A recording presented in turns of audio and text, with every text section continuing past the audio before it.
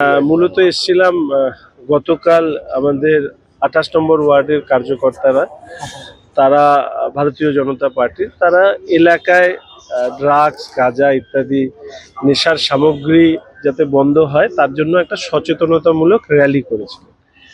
এবং র্যালি সম্পন্ন হওয়ার পরে আমাদের দিলীপ বাবু এবং বিজয়, হ্যাঁ, ওনারা দুজন বাড়িতে যাচ্ছিলেন। সেই সময় কতিপয় দুষ্কৃতী ওই এলাকার তারা আক্রমণ করে, বাজেভাবে তাদেরকে মেরেছে।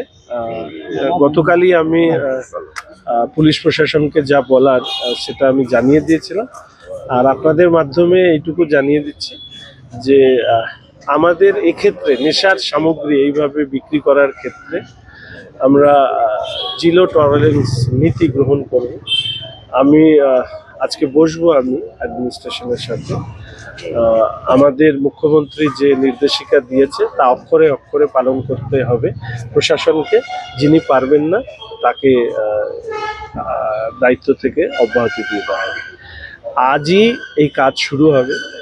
কোনো এলাকায় কোনো ধরনের বেআইনিভাবে নেশার সামগ্রী যারা বিক্রি করছে তাদেরকে রেয়াত করা হবে।